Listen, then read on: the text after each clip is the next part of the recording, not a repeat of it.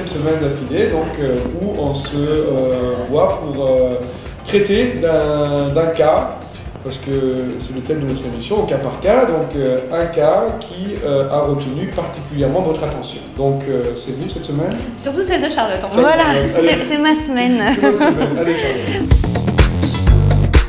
Donc on a retenu un cas qui date de septembre 2007, le 25 septembre, qui porte sur un nom qui est un petit peu difficile à dire, c'est xxxx.mobi.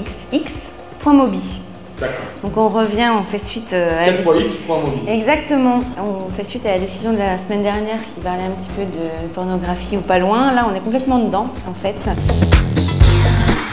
Les faits sont les suivants. On a une société plaignante qui est australienne qui utilise depuis 1894 les 4 lettres, donc XXXX, pour une bière et des produits connexes à la bière, et qui a déposé ces 4X à titre de marque dans pas mal de pays, notamment en Australie, qui a plusieurs noms de domaine avec ces 4X, notamment le .co.au,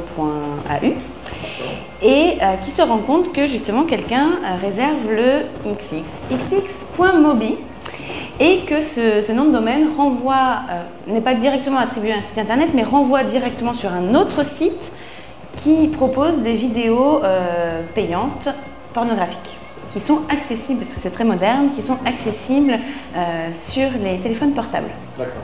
D'où le .mobi, certainement. Voilà. Bien entendu, ça ne plaît pas tellement à cette société australienne qui réagit et qui porte plainte devant l'OMPI.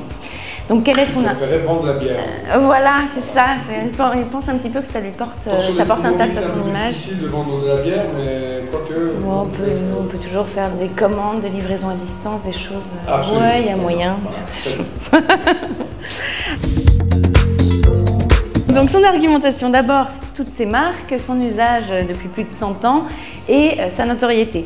Elle invoque aussi le fait qu'elle n'a jamais, bien entendu, autorisé le défendeur à utiliser ces 4X pour des choses pornographiques, que le défendeur est absolument pas connu sous ce nom, enfin n'a pas d'intérêt légitime donc à utiliser ce nom-là.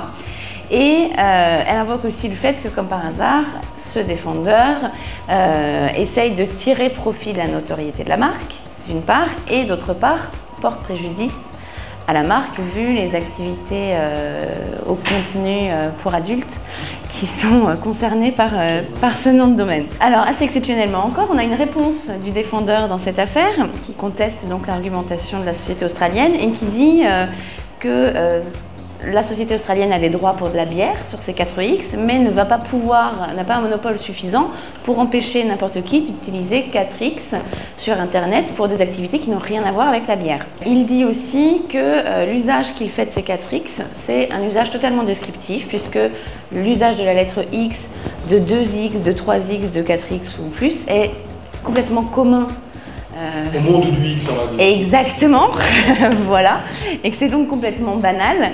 Et il considère aussi qu'il n'est pas de mauvaise foi puisqu'il a acquis en fait un intérêt légitime à force d'utiliser ces fameux X.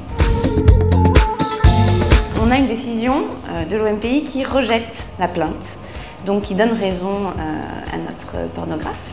Alors bien entendu, l'OMPI confirme que les signes en question sont identiques. On a 4X d'un côté, 4X de l'autre, c'est pareil. Mais ce qui est un petit peu quand même surprenant, c'est que, ok, la lettre X, a priori, elle est banale dans le domaine pornographique, etc. Mais finalement, les experts de l'OMPI n'ont pas tellement pris en compte le fait qu'il y en ait 4.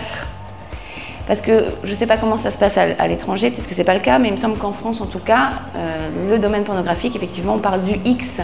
On ne parle pas du XX, on ne parle pas du XXX, et encore moins XXXX, qui est très difficile à dire. C'est un petit peu particulier, finalement, que les experts de l'OMPI ont considéré que ces 4X, c'est quelque chose de banal dans le domaine pornographique, que la société australienne n'a pas réussi à démontrer que le propriétaire était de mauvaise foi, et donc a rejeté la plainte et, ma foi, laissé ces sites pornographiques accessibles sur téléphone mobile accessibles pour le consommateur. Et puis de toute façon, il y a aussi cette particularité de l'activité qui est derrière un nom.